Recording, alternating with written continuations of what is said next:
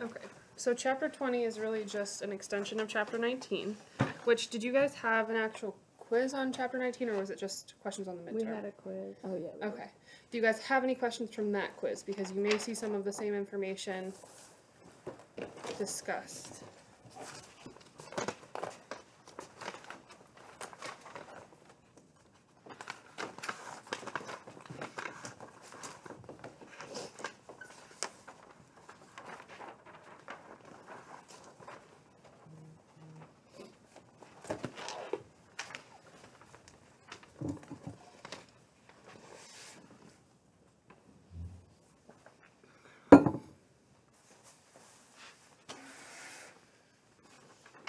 I think I'm good.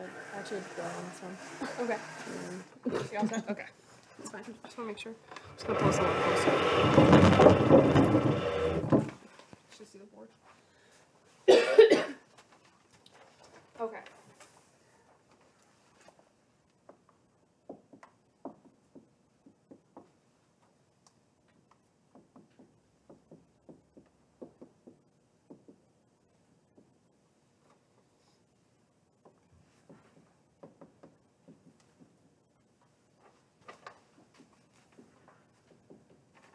Okay, can you guys name these carboxylic acid derivatives? What do we have first here? Acyl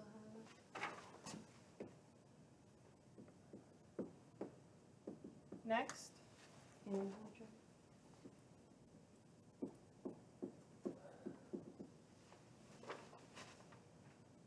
Ester. Mm-hmm. And finally? Amide. Amide. Very good. Okay, so I actually have these in order of reactivity. So an acyl halide is considered the most reactive,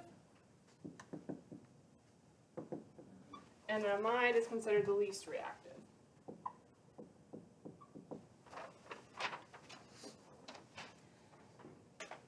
I don't think you necessarily need to know this exact order. I would know that acyl halides are the most reactive and amides are the least reactive. And then I would also know why. So there's really two things that affect how reactive these derivatives are. So the first one is the leaving group. How good is that leaving group? How readily is that leaving group going to fall off? So we know that halogens tend to be very good leaving groups, especially iodide. So that should make sense that the acyl halide is considered the most reactive. The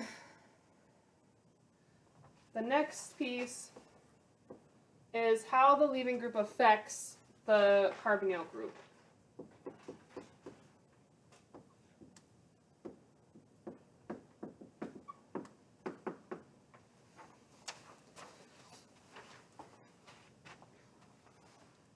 So is there resonance stabilization? Are there some some electrons, some lone electrons that are affecting? So the more stability the leaving group gives, the least likely it is to react. So we can see some ability to resonate in the ester and the amide. But the acyl halide cannot, the halogen doesn't provide any type of resonance. So there's no extra stability there, which makes it more reactive. Okay? So these are really the two things that affect how reactive the derivatives are. Let's see.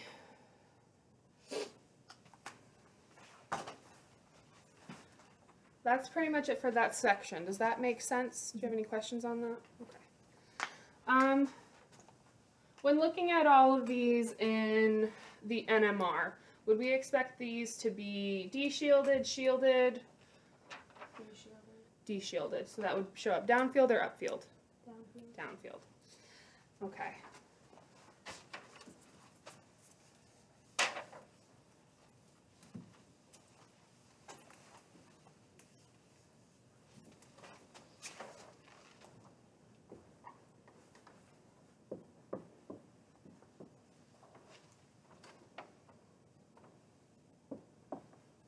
Okay. What do we call these guys? Good, yeah. Okay.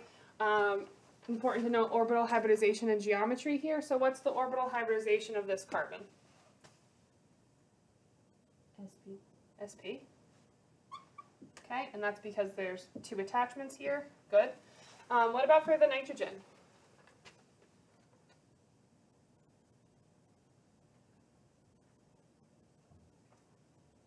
This one's tricky, right? Oh, it's SP. It is also SP. So the trick with this one is that you have to know that nitrogen has a lone pair of electrons that is hiding, in a sense. But we have to treat that as an attachment. So we have the carbon as an attachment, we have this as attachment, so the nitrogen is also SP. If this carbon is SP, what would be the geometry? What shape is this molecule? Linear. So if you remember from alkynes, that should ring a bell, right? You have a sp carbon, and that's also a linear molecule, so that's one way that you can remember it. Let's see here. Also expect this to be de-shielded and shifted downfield. Let's see if there's anything else. Do we have to know how to name them? I wouldn't worry about naming nitriles.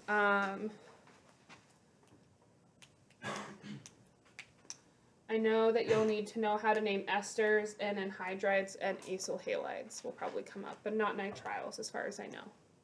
Can we go over that? The naming of the other ones? Yeah. Yeah, absolutely.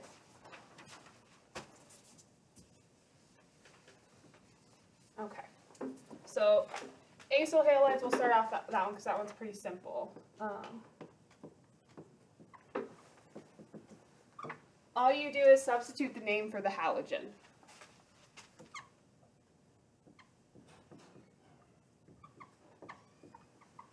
So if we have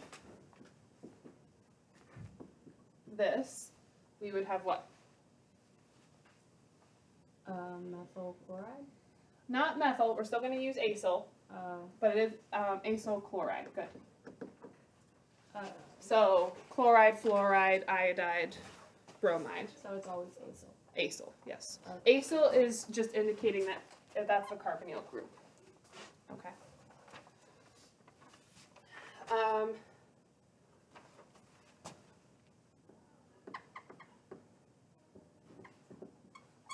Anhydrides, I don't know if he included this on the midterm. You should kind of have picked it up in lab when you were working with these. So anhydrides are made by using an acid. So when you're naming the anhydride, you just take the name of the acid and replace acid with anhydride. So I believe in lab you use maleic acid. Yeah.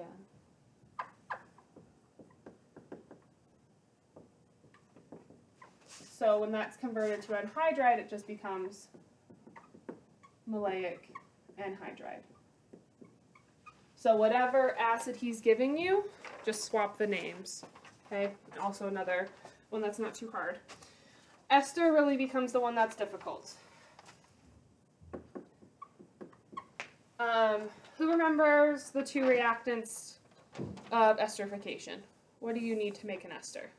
Alcohol and carboxylic acid.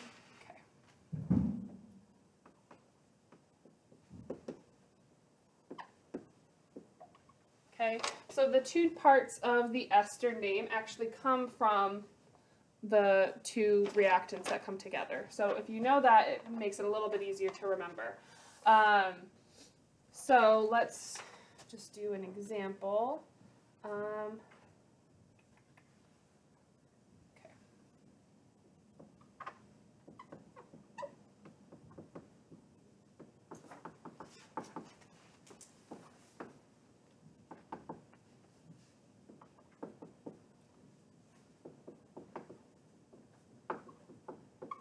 Okay, so we have our alcohol.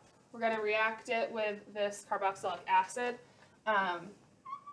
When we react the 2, we're actually going to remove this OH group and remove this hydrogen. So essentially we're pulling water off. So when we do that,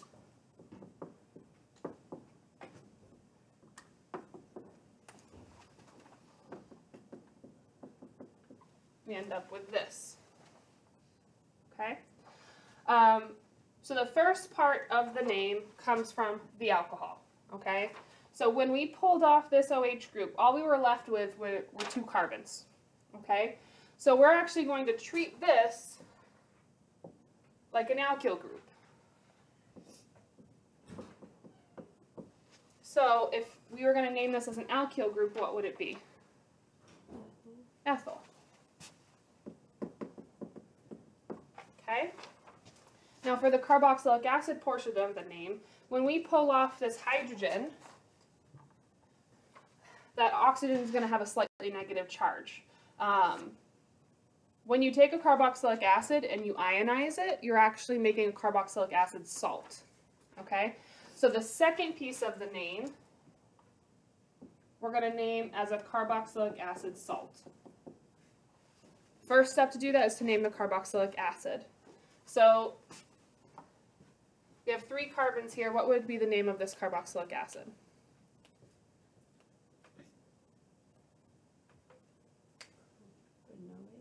Okay, so you actually took a step further. So if it was the acid, it'd be propanoic acid, right?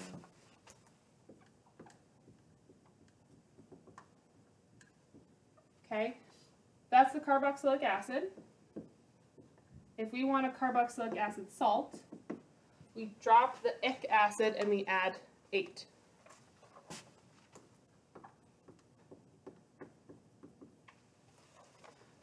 So this ester is called ethyl propanoate.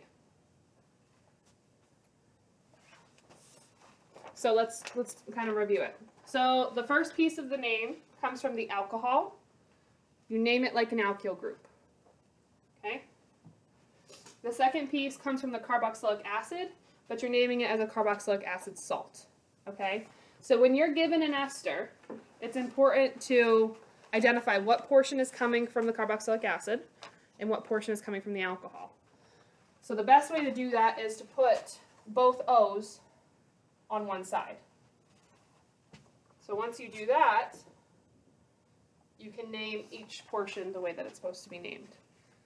Let's do another example.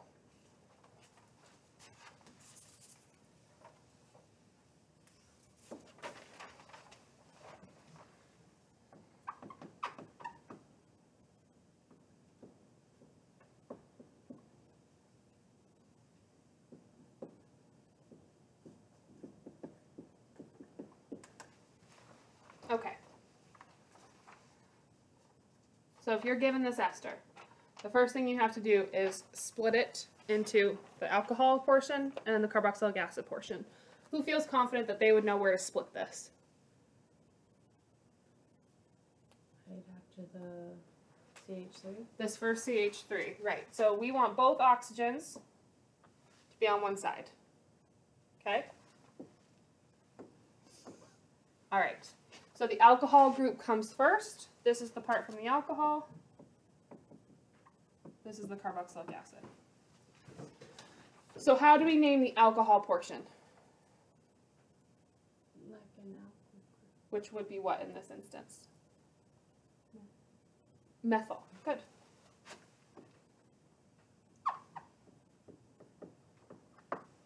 Okay. So now we have our carboxylic acid. How would you name this as a carboxylic acid? Not as the salt yet. I know it's bute. Bute. Okay, and what ending do we add for carboxylic acids? Oh wait, just. So it's butanoic acid. Oh. Okay, you all single bonds, so butane, drop the E, oic acid. How do we turn that into the salt name? Butanoate. Butanoate.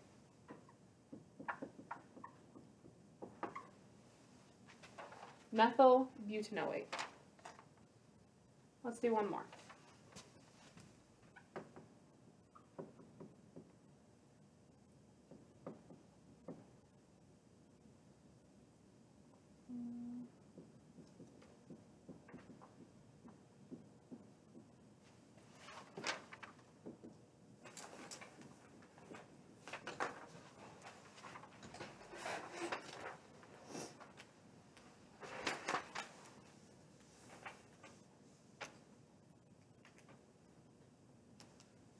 Or where would we split this? It's on this side. Okay. Right here, right? Yes. Okay. What's the first part of the name? Propyl. Propyl. So this is the alcohol group, naming it like an alkyl group.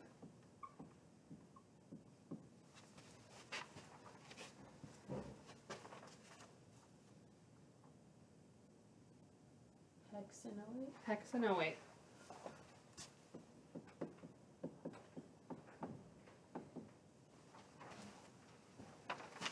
Okay? It is probably the most complex one that you'll have to name, other than just memorizing common names. Okay? Like I said, I think the best way, or the best like memory aid, is understanding esterification itself as a reaction, because then you know at least the two pieces that are coming together, and that's where each of the names kind of comes from. So that would be my recommendation, kind of focus on using that as a tool to kind of remember. Any questions on naming these guys? Feeling okay? I'm good. All right.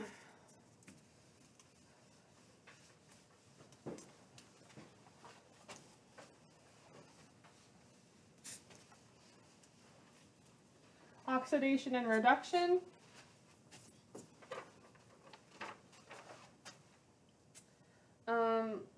Let's focus on reduction.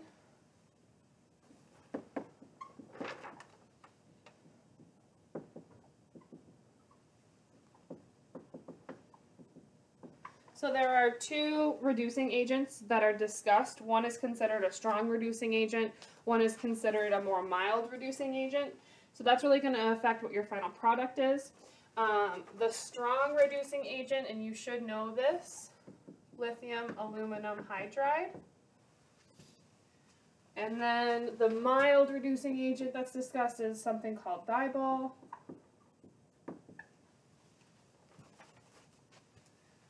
So if you're reacting one of these derivatives with a strong reducing agent, you're going to expect it to be reduced fully, okay? This is similar to when you take a carboxylic acid and you reduce it fully. You would expect to have, well, what would you expect when you reduce a carboxylic acid fully? Primary alcohol. Exactly. So we're going to expect to see that with some of these as well. If there's a nitrogen present, the most reduced form of that is an amine, okay? So when we take our ester and react it with our strong reducing agent, we would expect an alcohol. With amides and nitriles, we're going to end up with amines. So strong, fully reduced. Does that concept make sense? Okay.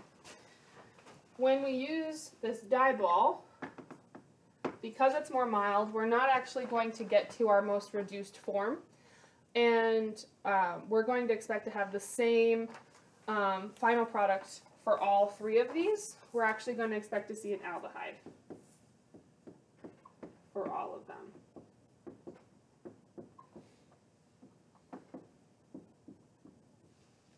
Okay? Does that mean for the ester with the lithium aluminum hydride, it's a primary alcohol? I think it would. I think it may depend on what type of ester you have. I don't know for sure. So I wouldn't necessarily say that it's going to be a primary alcohol. I would have to look in the text to be sure of that. But I'm thinking. Yeah, no, I'm not sure. I can't be confident. That's a good question, though. Okay. I think that's it for this portion. If you were to use sodium borohydride instead of dibol, would you get the same thing? Because that's also a mild reducing agent.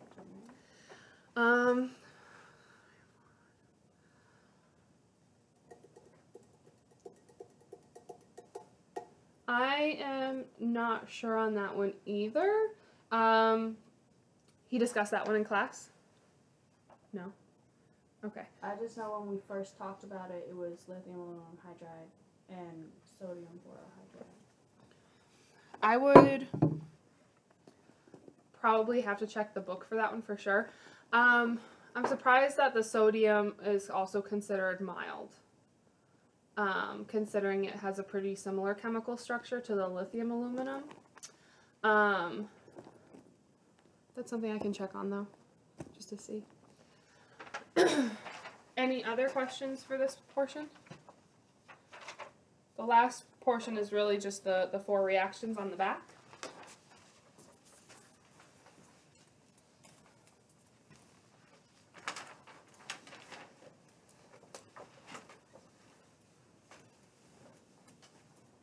Okay. So we have organometallic reagents, which are very similar to our Grignard reagents. There are 2 different reactions that use them, so I would just make sure to keep them straight. The first one is when we react that with an acyl halide.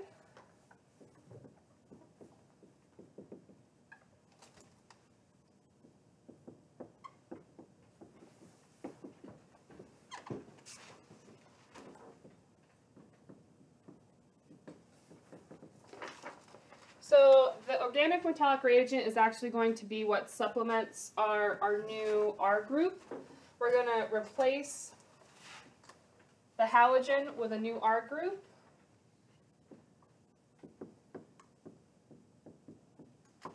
What do we make when we do that? What is this? Ether? Not an ether. So we would need another oxygen here, right? Think back. When you have a carbonyl group in the middle of a chain. Oh, ketone. It's a ketone. Been focused on memorizing these other ones. Okay, so acyl halide, the organometallic reagent, is going to substitute a methyl group for our halogen, making a ketone. Okay? I'm going to skip ahead and do the other one that talks about Grignard reagents, just so we can kind of see the differences. So, using a Grignard reagent, we're going to react that with an ester.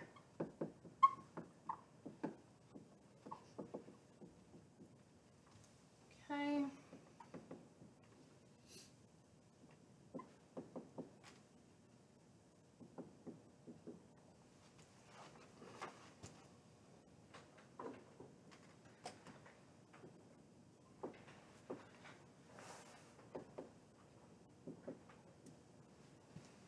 Okay.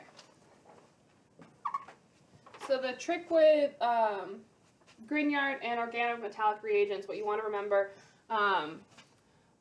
we're actually going to be making new carbon-carbon bonds here. So we can see that here, okay?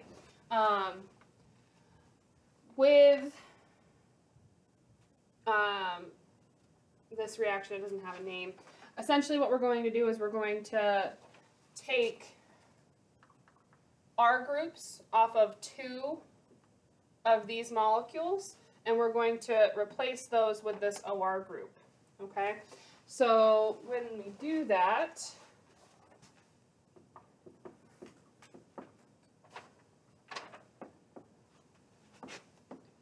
so we have one R prime here, and another one here. So these 2 are coming from the Grignard reagents, okay?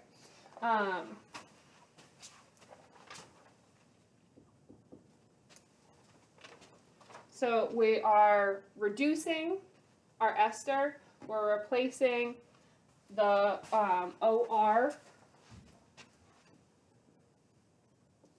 and we end up with another alcohol.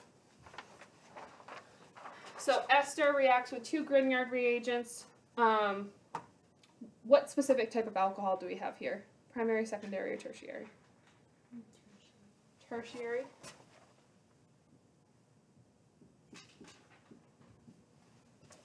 And the OR group also is going to form an alcohol group. So some similarities, both of these are making new carbon-carbon bonds. This one is obviously a little bit more complex because we have a reduction taking place, as well as substituting those R prime groups.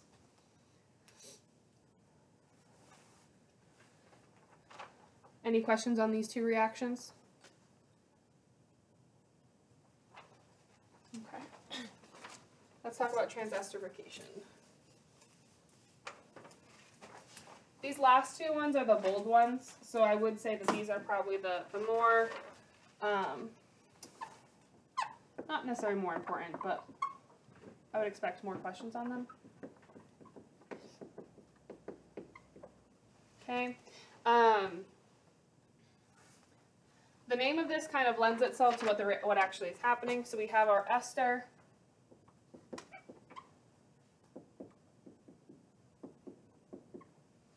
We're reacting it with an alcohol. And all that's going to happen is we're going to replace this R group for this R group.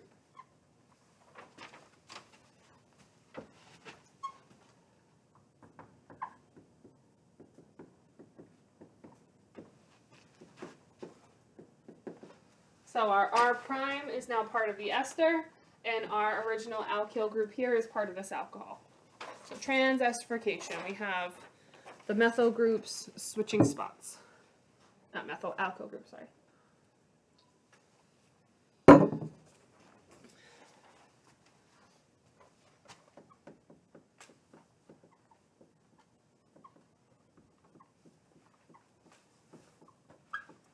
Okay, last one, probably the most important, Hofmann rearrangement. I would really just know what the reactant is and what the two final products are. I think that's the most important. So we're going to start with an amide.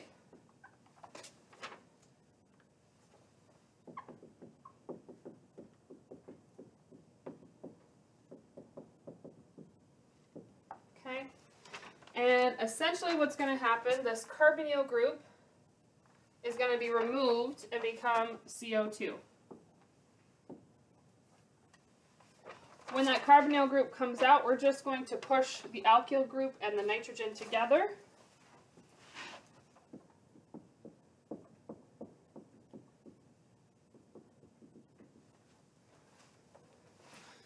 What would we call this final product? An amine.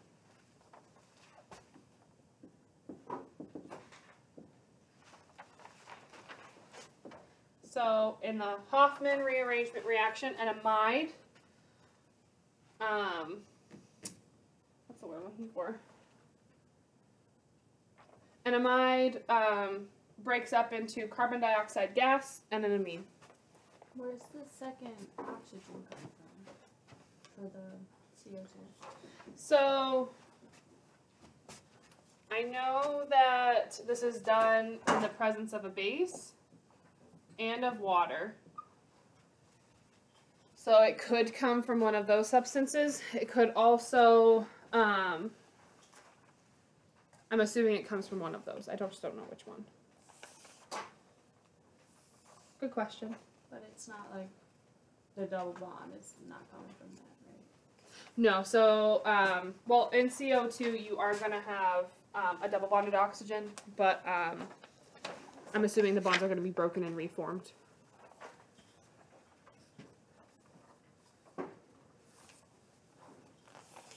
So, from this, you think he's also going to ask questions from Chapter 19, or from Chapter 19 is already in here? I think that, so the functional groups kind of being pulled over, I don't think necessarily any reactions that you'd have to worry about, but let me just take another quick look. Actually, I do have a question. Yeah. So he gave us, well,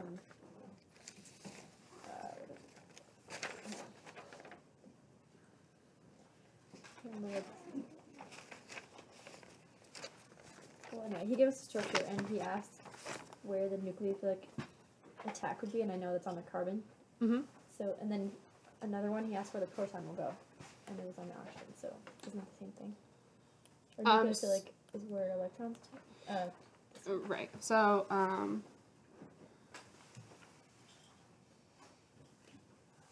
Yeah. Okay. So. Okay. So you got the nucleophilic attack. Yeah. So essentially, what's being asked. Okay. Okay. So you knew that the nucleophilic attack was going to the carbon. Why was it going to the carbon? What's going to draw it there? Positive. Right. So the nucleophile has a negative charge. We know the carbon's going to have a slightly positive charge. Oxygen's going to have a slightly negative charge. So nucleophilic attack, protonation is just H+, right? So that's going to be drawn to the oxygen because of the negative charge. Okay. Okay? Gotcha.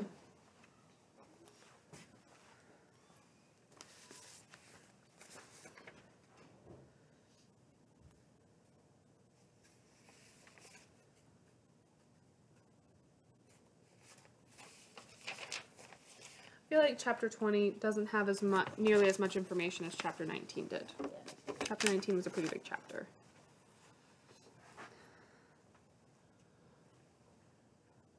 Any other questions on chapter 20? I don't think so. Has he started 21 yet? He did before the midterm, Okay. and then we had the snow day. Got so it. Okay, so it's been a little.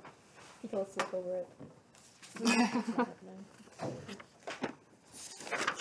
Next week we can go over 21 because this is another pretty big chapter. Like, it's 4 pages of notes.